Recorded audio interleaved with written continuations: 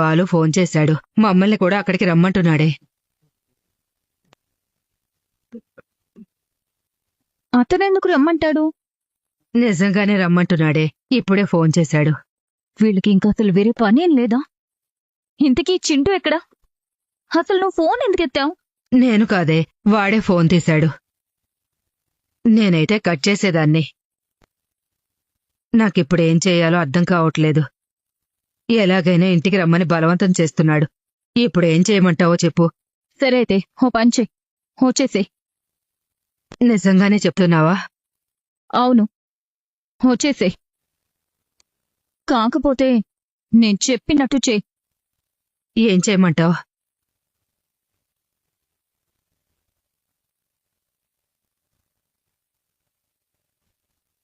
నేను చెప్పింది అర్థమవుతుందా? అర్థమవుతుంది. సరే, జాగ్రత్త.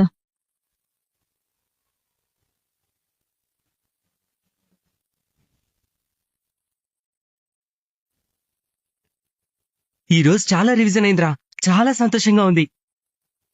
2 days లో ఎగ్జామ్స్ కదా, ఈ 2 రోజులు ఇలాగే కష్టపడితే ఎగ్జామ్స్ బాగా రాయొచ్చు. 2 రోజులు ఏముంది, ఎగ్జామ్స్ అయ్యేంత వరకు ఇలాగే కష్టపడి చదువుదాం. కానీ ఈ అటెండెన్స్ సరిపోదంటున్నారు కదా, అదే కొంచెం భయంగా ఉంది. ఏం పర్లేదురా, ఇప్పుడు నువ్వు బాగా చదువుతున్నావు కదా. మన ప్రిన్సిపల్ గారు ఎంత స్ట్రిక్ట్ అయినా సరే కష్టపడి చదివే వాళ్ళని ఎంకరేజ్ చేస్తారు. ఈ విషయంలో నీకు ఫేవర్ చేస్తారని నాకు నమ్మకం ఉంది. పాపం, నా కోసం అక్క చాలా కష్టపడుతుంది. నేను మంచి జాబ్ చేస్తే పైనున్న మా నాన్న కూడా హ్యాపీగా ఫీల్ అవుతారు. ఇంట్లో కష్టాలు తీరుతాయి. శివగాడు మాత్రం రోజు రోజుకి మంచి బాలులా మారిపోతున్నాడు. హాని చూస్తుంటే ముచ్చటేస్తుంది. అది నాకు నచ్చట్లేదు. వాడు లేకపోతే మన అకౌంట్స్ అన్నీ గందరగోళం అయిపోతున్నాయి. నిజం చెప్పాలంటే వాడొచ్చాకే మన బిజినెస్ ట్రాక్ లో పడింది. వాడిని వదులుకోకూడదు. రేయ్, కార్ వాడి దగ్గర ఆపరా.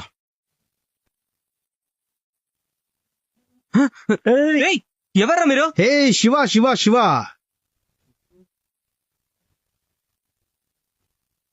నేనే శివ. డాష్ ఇవ్వలేదులే, డోంట్ వరీ. చూసుకోవాలి కదా.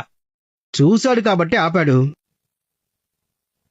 ఎందుకంత ఆవేశపడతావు? Be cool. ఎందుకు వచ్చావు? ఏం కావాలి? నువ్వే కావాలి. నీ సర్వీస్ కావాలి. నా అకౌంట్స్ నువ్వు మాత్రమే సరిగ్గా చూసుకోగలవు.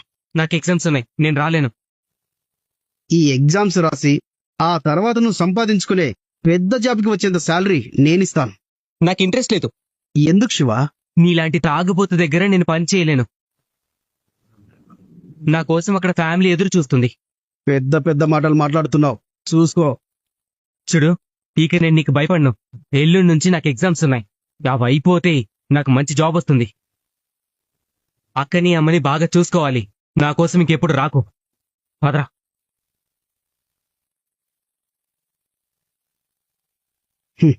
వీడికి పొగరు బాగా పెరిగింది. వీని ఎగ్జామ్స్ రాయకుండా చెయ్యాలి. ఆ తర్వాత చచ్చినట్టు నా దగ్గరికే వస్తాడు. నేను చెప్పినట్టు చెయ్యి. అలాగేనా?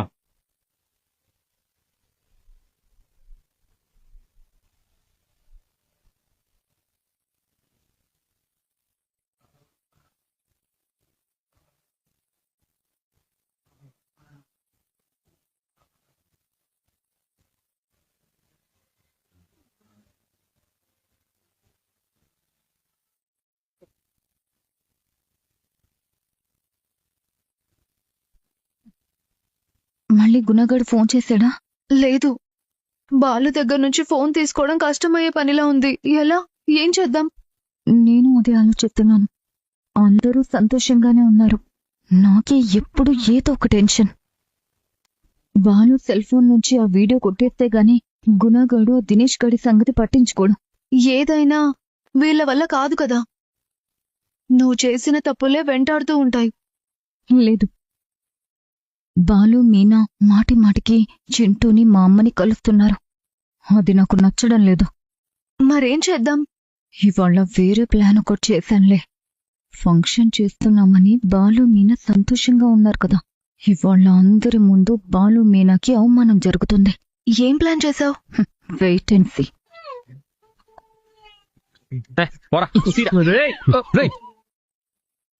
Selfie cancel. ఎక్కడికి వెళ్ళావు? ఒక విఐపిని తీసుకురావడానికి వెళ్ళానన్నా. ఎవరు? పూలు అమ్ముకునేవాళ్ళ, కారు నడుపుకునేవాళ్ళ? వాళ్ళు వీళ్ళు కష్టపడి పనిచేస్తారు. వీళ్ళగా లక్షలు నగలు మింగరు. నీలాగా ఇల్లు మింగాలని చూడరు, పార్లర్ అమ్మలాగా ఇల్లు తాకట్టు పెట్టించాలని చూడరు. అక్కడికి నీ ఫామ్ హౌస్ ఏదో చంకలో పెట్టుకుని పోయినట్టు ఎవరొస్తే వాళ్ళ గురించి తక్కువ చేసి మాట్లాడతావేంటొదినా? డాక్టర్ గారు అంత గడ్డి పెట్టారు, అయినా మారలేదా? ఇంతకీ ఎవరండి వచ్చేది? బాలకృష్ణ. రారా బాలకృష్ణ.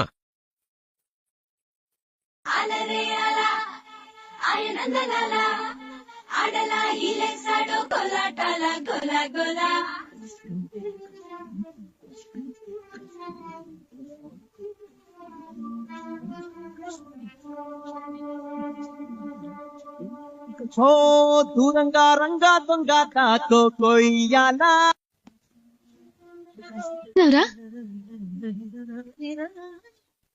బాగున్నారా అండి? బావున్నాను. మీరు బావున్నారా? వచ్చారా? మీరే ఇంకా రాలేదేంటా అనుకున్నాను.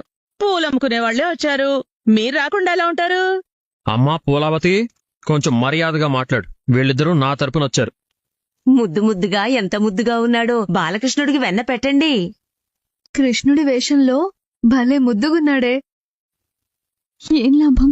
దగ్గరికి తీసుకొని గుండెలకు హత్తుకొని ముద్దు పెట్టుకోవాలనున్నా ఆ పని చేయలేకపోయాను కదా. నువ్వు వాడిని ముద్దు చేస్తే వాడికే డైజెషన్ అవ్వదు. నీ ఫేస్ కి అమ్మతనం సూట్ అవ్వదు. ఏంటి? ఎంతసేపు నీ భర్త, నీ కాపురం, నీ అత్తగారిల్లే తప్ప వాడి గురించి సరిగ్గా పట్టించుకుంటేనే కదా. ఉత్త బాలకృష్ణుడొద్దు, గోవో గోపికో ఉండాలి. మన మయూకా ఉందిగా. నువ్వు క్లే తింటావా? అంటే మట్టి తింటావా? చీ, తినను. మరి బటర్ తింటావా? బటరా?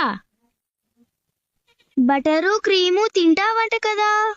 బటరు క్రీము కుండలు కూడా పగలగొడతావా? హలో, నేనేం నిజం కృష్ణుని కాదు. అవునా? నేను నిజం గోపికని కాదు. చింటూనిలా చూస్తుంటే నిజంగా దత్త తీసుకోవాలనిపిస్తోందండి. సరే, టైం చూసి వాళ్ళు అడుగుతాను. వాడు నిన్ను చూసి కూడా పలకరించడం లేదేంటి? వాడికి తెలుసు అందరి ముందు నన్నమ్మ అనకూడదని, అందుకే దూరంగా ఉన్నాడు. కానీ నేనే ఉండలేకపోతున్నాను. అరే చింటూ, ఇటు రారా.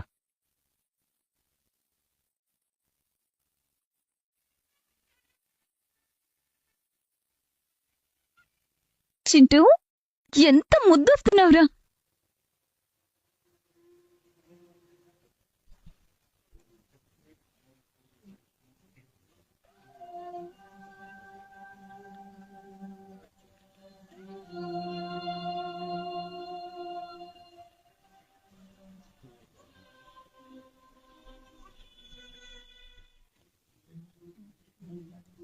అదేంటి, నీ కోడలు తన కొడుకునే దగ్గరికి తీసుకున్నట్టు తీసుకుంది?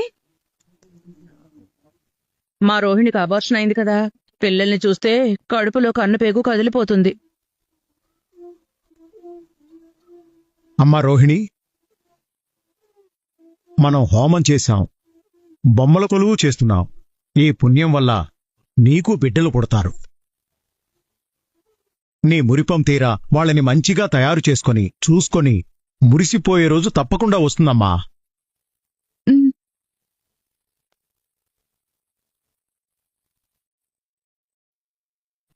Okay sir.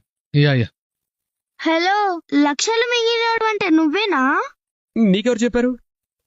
బాలు అంటుంటే విన్నాను. ఒకసారి నీ ఫోన్ ఇవ్వు, ఫోటోలు దిగాలి. నువ్విచ్చేదేంటి? నువ్వు రా కృష్ణ, నేను తీస్తాను.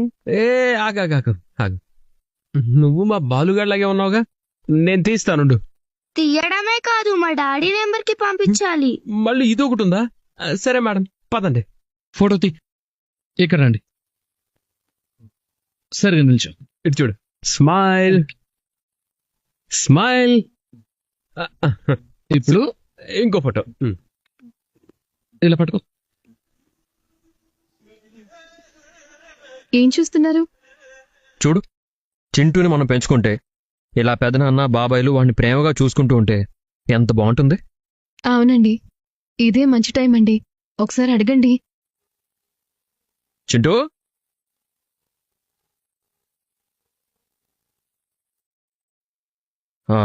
అమ్మా,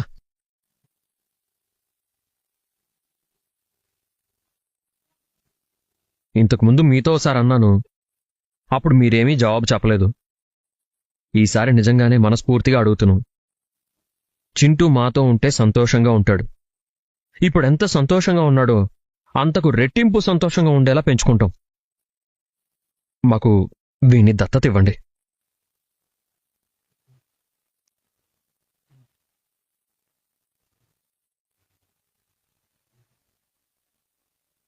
రేయ్, ఇంకోసారి ఇక్కడికి వస్తానని మారం చేస్తే వీపు చిట్లిపోతుంది. అయ్యో, వాడేం చేశాడమ్మా? ఆపు. మీరేం చేస్తున్నారు? మీరేం మాట్లాడుతున్నారు? నా మనవని నాకు కాకుండా చేయాలని చూస్తున్నారా?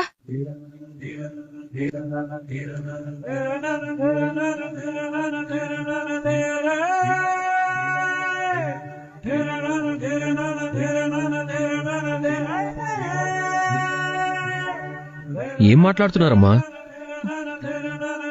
మేం మీతో క్లియర్గానే చెప్పాం కదా, వాణ్ణి పెంచుకున్నా మీరు అప్పుడప్పుడు వచ్చి చూసిపోవచ్చని చెప్పాం కదా. దూరం చేయడం ఏంటి? మీరేదో తప్పుగా అర్థం చేసుకుంటున్నారు. మీ ఆరోగ్యం బాలేదని, మీకేమైనా అయితే చింటూ పరిస్థితి ఏంటా అని మీరు ఎన్నిసార్లు ఏడవలేదు? అందుకే మీ కష్టాన్ని చూసి మీకేదైనా అయితే వాడు అనాథలా మారతాడని మేము దత్తత తీసుకోవాలి అనుకున్నాం. అవసరం లేదు. నాకున్నది వీడొకడే. నేనేం మిమ్మల్ని వీడి బాధ్యత తీసుకోమని అడగలేదు. వీడికి అమ్మమ్మని నేనున్నాను. కన్న తల్లి ఇంకా బతికే ఉంది. కన్న తల్లి ఇంకా బతికే ఉందా? ఉంది. ఉంటే ఏదమ్మా, కని పారేసి తన సుఖం తను చూసుకుంటుందా?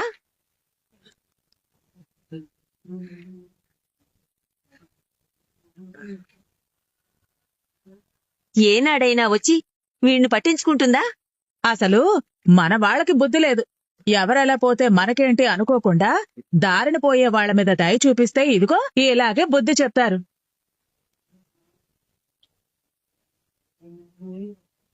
ఏ, మీకేమీ పిల్లలు పుట్టరా? పుట్టరని డాక్టర్లు ఏమైనా చెప్పారా? హాస్పిటల్స్ తిరిగి తిరిగి విసిగిపోయి వీడిని దత్తత తీసుకోవాలనుకుంటున్నారా?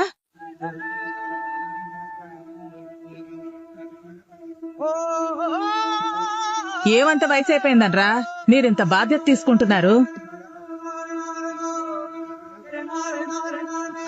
మీకన్నా పెద్ద కొడుకు గాడిదలా ఎదుగున్నాడుగా. ముందు వాణ్ణి అన్నం మింగటం మానేసి బిడ్డను కనమని చెప్పండి. కామాక్షిని. ఈ ఫామ్ హౌస్ మా ఫ్రెండ్దే. అయితే ఏంటి? ఏంటమ్మా మీరు తప్పుగా అర్థం చేసుకుంటున్నారు? మీ కూతురు కనీసం వాడి బర్త్డే కూడా గుర్తుపెట్టుకోలేదు. మేం గుర్తుపెట్టుకుని వాణ్ణి చూడ్డానికి వచ్చాం. రాకండి. రమ్మని నేను అడిగానా?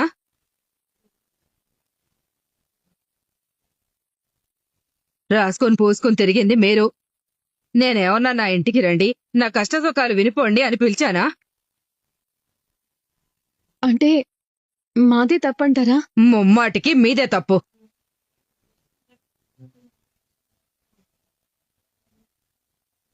మీరేమైనా నాకు అమ్మ తరపు చుట్టమా, అయ్య తరపు చుట్టమా? స్నేహితులా, బంధువులా? లేదంటే నా మనవడు అనాదా?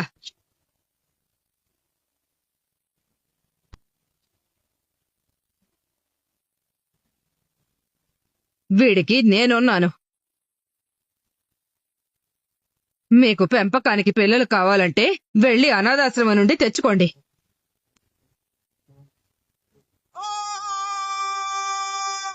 వెయిట్ అండ్ సీ అంది ఇందుకేనా? ఆఖరికి నీలాగే మీ అమ్మని కూడా దిగజార్చేశావు కదా. అమ్మా, మీకు దత్తత ఇవ్వడం ఇష్టం లేకపోతే ఆ విషయమే సున్నితంగా చెప్పొచ్చు కదా. నా కొడుకు కోడలు ఎంత మంచి మనసుతో అడిగారు. వాళ్ళని ఇంతమందిలో ఇలా అవమానిస్తూ మాట్లాడడం అవసరమా?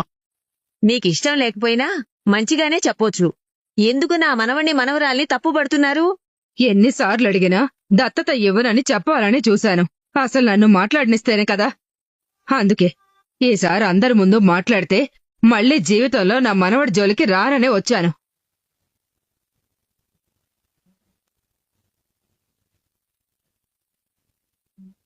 మంచి పని చేశారు. ఇప్పటికైనా మా అన్నయ్య వదనలకి బుద్ధొచ్చి ఉంటుంది. దారిన పోయే వాళ్ల మీద జాలి చూపించడం కూడా నేరమేనని మీరు నేర్పించారు కదా. ఇక నుంచి జాగ్రత్తగా ఉంటారు. ఈవిడేంటి ఇన్ని రోజులు పాజిటివ్ క్యారెక్టర్ లాగా మాట్లాడేది, ఇప్పుడేంటి మీ అమ్మలాగా మాట్లాడుతుంది?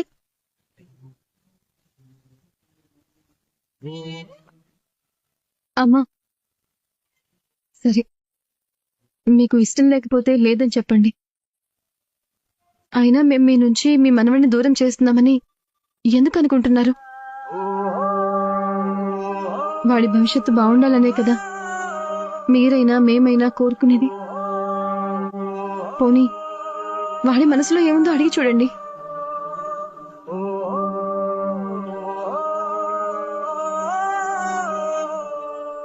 ఇప్పుడు అందరి ముందు నువ్వే కావాలంటే? సరే, మీ ముందే వీణ్ణి అడుగుతున్నాను. చింటూ, నీకు ఎవరితో ఉండాలనుందో చెప్పు.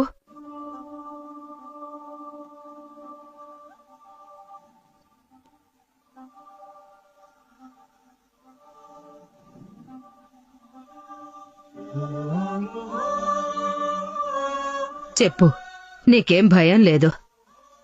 అమ్మతో ఉండాలనిపిస్తుంది.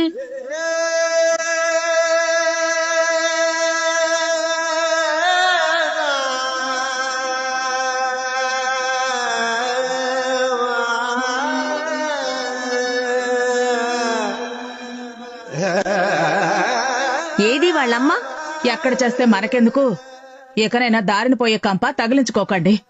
చూడండి, ఇక నుంచి ఆ వంక ఈ వంక పెట్టుకుని మా ఇంటికి రావద్దు. మీరు చింటూని కలవడం నాకిష్టం లేదు. రారా. అమ్మా, ఆగండి. మేం పిలిచాము, మీరొచ్చారు. ఇప్పుడు జరిగింది మర్చిపోండి. భోజనం చేసి వెళ్ళండి. చాలా దూరం నుంచి వచ్చారు. చింటూకి, అదే మీ మనవడికి ఆకలేస్తే ఆగలేడు కదమ్మా. వాడి ఆకలి సంగతి పట్టించుకోవడానికి నువ్వెవరమ్మా?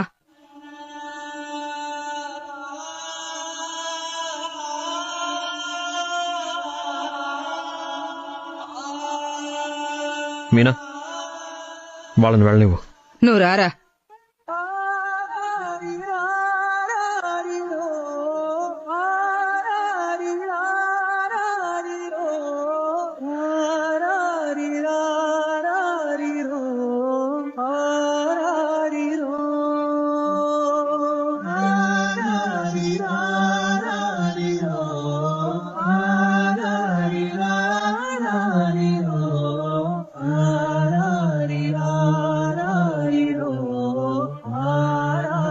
బాలు మేనాలని అనరాని మాటలు అన్నాను.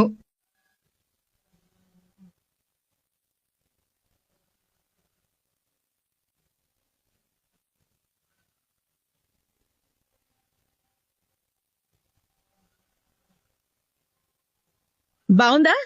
ఈవిడ గారికి మహారాణి కుర్చీ వేసి శాలువా కప్పి బంగారం కిరీటం పెట్టి సన్మానం చేసినట్టుగా ఉందా?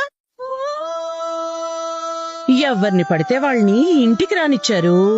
ఈవినైతే ఇంటికి ఎన్నిసార్లు తీసుకొచ్చారు? దిక్కు మొక్కు లేదు అని జాలి పడితే చివరికి మీ ఇద్దరినే కడిగి పారేసిపోయింది. ఈ ముసలం ఇలా మాట్లాడటం పక్కన పెట్టు. వాడి కన్నతాలకైనా సిగ్గుండక్కర్లేదా? మన వాళ్లకు జాలేసి పెంచుకోవాలనుకుంటున్నారంటే ఏ పిల్లాన్ని ఎలాంటి పరిస్థితుల్లో వదిలేసిపోయిందో తెలుస్తూనే ఉంది. అదసలు తల్లేనా? ఓ తల్లికి కూతురేనా? అసలు అది ఆడదేనా? చిచ్చే, మనమెందుకు వాళ్ళని అనాలి? వీళ్ళెందుకు ఆ పిల్లాన్ని దత్త తీసుకుంటామని చెప్పాలి? మీరు బయటికెళ్ళి అవమానపడి చావండి. నా కుటుంబాన్ని దుమ్మెత్తి పోసిపోయింది. నాకే కదా అవమానం.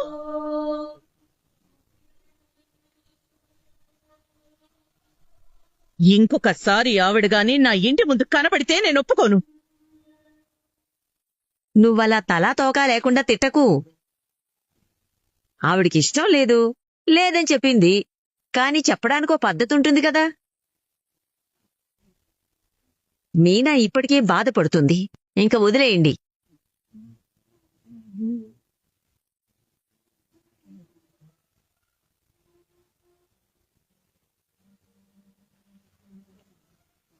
పిల్లల కోసం మీరు బొమ్మల కొలువు తీర్చిదిద్దారు. ఈ పూజ వల్ల, ఆ సంతాన పాశుపత హోమం వల్ల ఎలాగూ మౌనిక కడుపు పండింది. మీ ముగ్గురి కడుపు పండాలని ఆ దేవుణ్ణి కోరుకుంటున్నాను.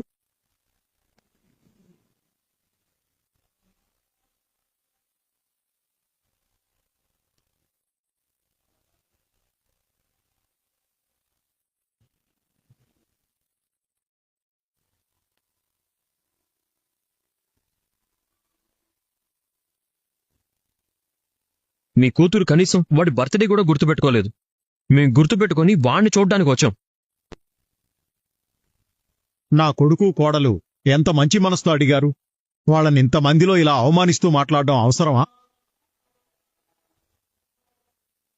ఎవరెలా పోతే మనకేంటి అనుకోకుండా దారిన పోయే వాళ్ల మీద దయ చూపిస్తే ఇదిగో ఇలాగే బుద్ధి చెప్తారు.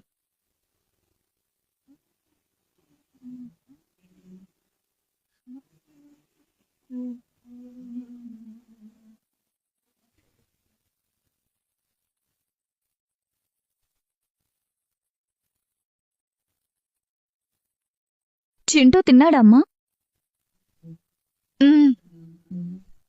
నువ్వు తిన్నావమ్మా? ఇంకా తినలేదు. తినమంటే తినట్లేదు. ఏమైంది? ఏమవుతుంది? ఎందుకు తినలేదు? నీకు కడుపు నిండింది కదా, అది చాలు. అంటే నాతో పాపం చేయించావు కదా. నువ్వు పుణ్యం చేద్దామనుకున్నావా? చింటూని దత్తత ఇస్తామా లేదా అనేది పక్కన పెట్టు. వాళ్ళిద్దరూ ఎంత బాధపడుంటారో తలుచుకుంటేనే నా మీద నాకే అసహ్యం వేస్తోంది. అసలు వాళ్ళెవరు? వాళ్ళకి నీకు ఏంటి సంబంధం? నువ్వు దారిన పోయేదానివి. ఏదో ఒకసారి ఎవరో ఎవరినో కాపాడారు. అక్కడితో అయిపోయింది కదా. ఎప్పుడు చూసినా వాళ్ళు నీ ఇంటికొస్తారు, నువ్వు వాళ్ళింటికొస్తావు. లేకుంటే వాళ్ళకి మీకు పబ్లిక్ పార్క్ లో ఒక హాస్పిటల్ దొరుకుతుంది. వాడికి ఏమైనా వాళ్లే వస్తారు, నీకేమైనా వాళ్లే ముందొస్తారు. రాసుకొని పూసుకొని వచ్చి వచ్చి వచ్చి ఏదో ఒక రోజు చింటూ నన్ను అమ్మ అని అందరి ముందు పిలిచాడంటే నేను గుడి ముందు కూర్చొని అడుక్కు తినాలి. ఏం చేసినా మంచి చేశావు, ఇంకెందుకు ఫీల్ అవుతున్నావు? నీ అంత సులువుగా నేను నా అవసరాల కోసం బంధాలు తెంచుకోలేను కదా, అందుకని బాధపడుతున్నాను. మీనా లాంటి మంచి అమ్మాయిని బాధ పెట్టినందుకు నాలోని అమ్మతనం బాధపడుతోంది.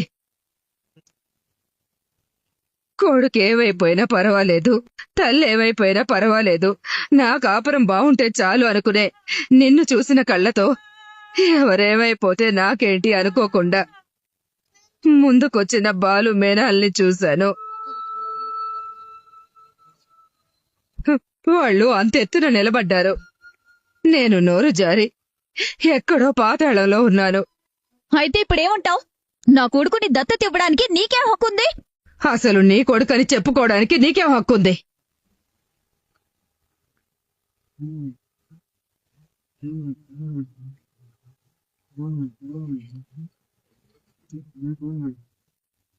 వాణ్ణి నీ కొడుకుగా ఒప్పుకోవడానికి ఇన్నేళ్లు పట్టింది. నువ్వు అమ్మవని తెలిసాక అమ్మ అని పిలిపించుకున్నావు. అది కూడా చుట్టం చూపుగా వచ్చి పిలిపించుకుని పోతావు. ఏం చేసావు వాడికి? నువ్వు కని పారేసి పోయావు. నీ స్వార్థం నువ్వు చూసుకుని నీ కొడుకుని అనాథం చేసిపోతే పసిగుడ్డుని పెట్టుకుని ఇన్నాళ్లు సాకుతూ వచ్చాను. ఇప్పుడు నాకేం హక్కుందని మాట్లాడుతున్నావు? అసలు నీకేం హక్కుందే? అమ్మా, నన్ను అలా పిలవకు. అమ్మా అని పిలిపించుకునే హక్కు గాని పిలిచే అర్హత గాని నీకు లేవు. అవును, చిన్నప్పుడే నీకు పెళ్లి చేశాను. నేను ఒక్క తప్పే చేశాను, కాని నువ్వు 100 తప్పులు చేశావు. ఇంకా చేస్తూనే ఉన్నావు.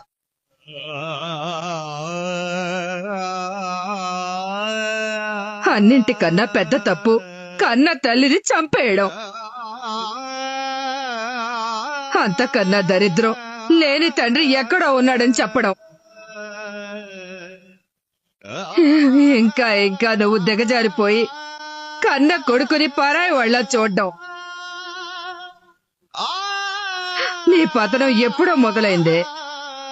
నువ్వు నీ అత్తగారింట్లో చేసేది కాపురం అనుకుంటున్నావేమో. కాదు, కత్తి మీద సాము. ఏదో ఒక రోజు నీ అసలు రంగు బయట పడకపోదు. అప్పుడు మళ్ళీ మొదటికి రాకపోవు. శాపం పెడుతున్నావా? ఒక పసివాడికి జీవితాన్ని ఇవ్వాలనుకుని పెద్ద మనసుతో ముందుకొచ్చిన ఏ కల్మషం లేని బాలు బేనాల మనసు విరిగిపోయేలా మాట్లాడాను. అలా మాట్లాడించినందుకు నీకు, అలా మాట్లాడినందుకు నాకు వాళ్ళ ఉసురు తగలకపోదు. ఈ పాపానికి తగిన శిక్ష అనుభవించే తీరుతాం.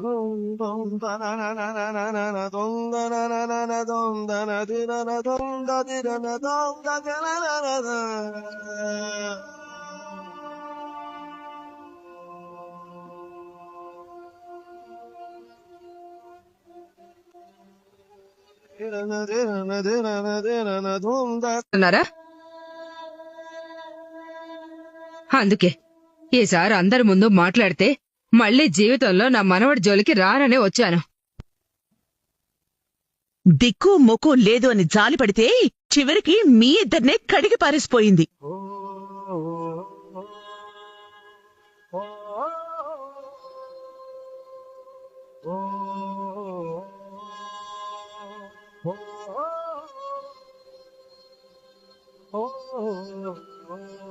మీనా,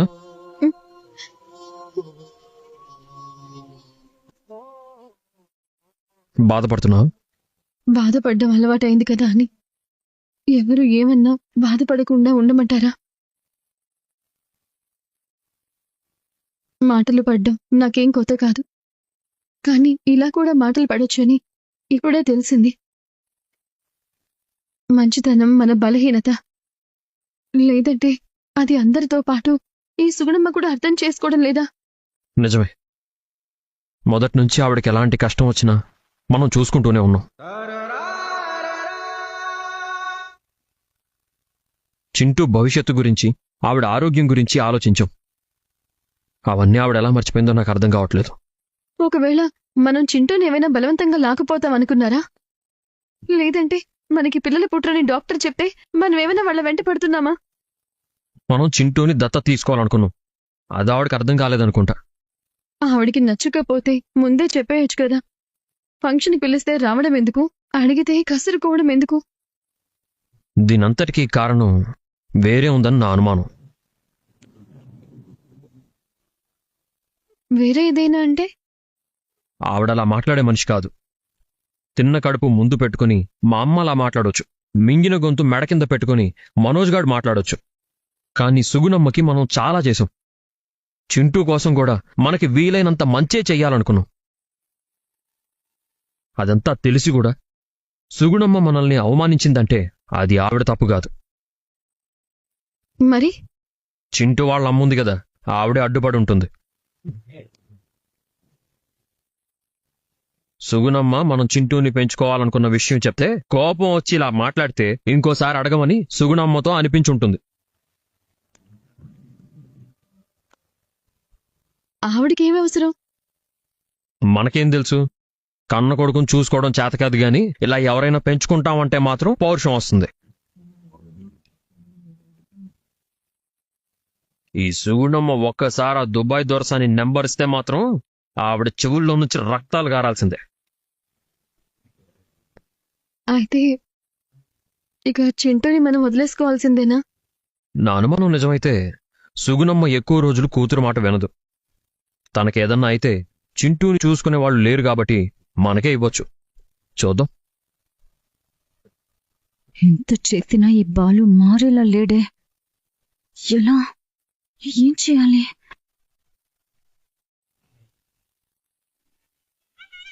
ఆ ముడుపు కట్టడం వల్లనే అమ్మవారి కరుణించి నెల తప్పింది. ముందుగా ఇక్కడే నమస్కారం చేసుకోవాలి. నమస్కారం చేసుకోండి.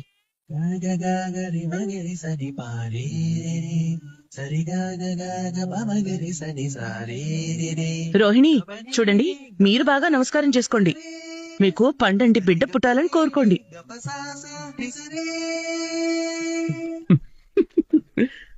వీడి భార్య లేదు చూసావా? దేనికైనా అదృష్టం ఉండాలి. గుళ్ళో పూజలుంటాయి, అన్నదానం చేయించాలి అని చెప్పినా అది పూల ఆర్డర్ ఉందని వెళ్ళిపోయింది. పని తప్పించుకోవాలి కదా మరి. ఎవరి గురించి ఏమంటున్నావు ప్రభా? ఏదైనా శుభకార్యం మొదలు పెడితే అందరికన్నా ముందు లేచి అందరికన్నా ఆఖరున నిద్రపోయేదే మీనా. పని తప్పించుకునే మనిషి కాదు. మీరు వెనకేసుకుని రాకండి. తమరు మాట్లాడితే మీనాను ముందేసుకొని రాకండి. పూజుందని తెలీదా దానికి? పూజుందని నిన్న రాత్రి చెప్పావు ప్రభా. మీనా నిన్న సాయంత్రమే అడ్వాన్స్ తీసుకుంది. మాట నిలబడాలి కాబట్టి అటు వెళ్ళింది. అది కాదండి. అమ్మా, నువ్వు ఎవ్వరి గురించి అయినా చెప్పు, పని తప్పించుకునేది ఎవ్వరైనా కానివ్వు, కానీ మీనా వదిన కాదు. ఇక వదిన్ని ఒక్క మాటన్నా నేనూరుకోను. అదేంటే అంత వెనకేసుకొస్తున్నావు? వదిన మనసు ఎంత గొప్పదో మీకేం తెలుసు? నాకు తెలుసు. అలా గడ్డి పెట్టమ్మా. తప్పునానా, గుళ్ళో గడ్డి పెడితే పెంపుడు జంతువుల్ని లోపలికెందుకు తీసుకొచ్చారని గంటతో కొడతారు. గంట అంటే గట్టిగా తగులుతుందేమో, ఇంకోటేదైనా వాడితే బెటర్. మళ్ళీ పరువు తీస్తున్నావా? రాను రాను నేనంటే నీకు మర్యాద గౌరవం లేకుండా పోతున్నాయి. అవునా ఆంటీ గారండి? అయ్యోషో, ఇక నుంచి మీకు మర్యాద మీద మర్యాద ఇస్తానులేండి, గౌరవం మీద గౌరవం కురిపిస్తానులేండి. అంత వెటకారమేంటి? నీకు దండం పెడతానమ్మా, గుళ్ళో అయినా ప్రశాంతంగా ఉండనియవా? తేలు గుళ్ళో ఉంటే ఏంటి, బళ్ళో ఉంటే ఏంటి, ఒళ్ళో ఉంటే ఏంటి, ఎక్కడున్నా తేలు తేలే.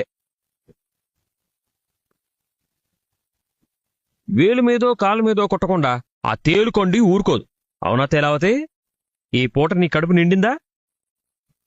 అమ్మా, టైం వేస్ట్ చేయకమ్మా. ఎండ మండిపోతుంది, నా మొహం కందిపోతుందమ్మా. అవును పాపం, గులాబీలా ఉండేవాడు మొహం గులాబ్ జామున్లా అయిపోతుంది. నీ మొహం తీసేవరా, ఇంట్లో పెట్టేస్తాను. వదలరా. నీలాగా నేను బయట తిరిగి రకం కాదురా. తెలుసు, లోపల కూర్చొని అన్ని మింగుతూ ఉంటావు. నీ గురించి ఎవరికి తెలీదు. అన్నయ్య, గుళ్ళో కూడా ఇంట్లో పోట్లాడుకున్నట్టే పోట్లాడుకుంటారేంటి? కాసేపైనా భక్తుల్లా ఉండండి, శత్రువుల్లా ఉండకండి. రోహిణి, పూల సామాన్లు పూలదండ తీసివు. పూలదండ ఎక్కడుందత్తయ్యా? లేదు కదా. మీనా ఇవ్వలేదా? లేదత్తయ్యా. చూసారా ఎంత నిర్లక్ష్యంగా ఉందో? ఇది దానిపనే కదా, పూలదండి ఇచ్చి వెళ్ళొచ్చు కదా. సాయంత్రం ఇంటికి రాకపోతుందా? అప్పుడు చెప్తాను దాని సంగతి. పెద్దదానివి కదా, నీకంత బాధ్యత తెలిస్తే నువ్వే అన్ని దగ్గరుండి చూసుకోవచ్చు కదా. అది చేసే ఒక్క పనైనా సవ్యంగా చేసుండొచ్చు కదండి. అది లేట్ అయిందా? ఇంకా గుళ్ళోపలికి వెళ్ళినట్లేదు కదా. అమ్మయ్య, ఇదిగోండి. ఏంటది? పొద్దున్న తెచ్చిన తాజా పూలతో 2 దండలు అల్లి మీకివ్వమని చెప్పింది మా మీనా. నిన్నటి పూలైతే పొద్దునకి దండలు వాడిపోతాయి కదా.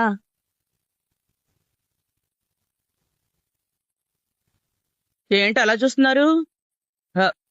అవి తీసుకో రోహిణి. ఎంతైందమ్మాయి?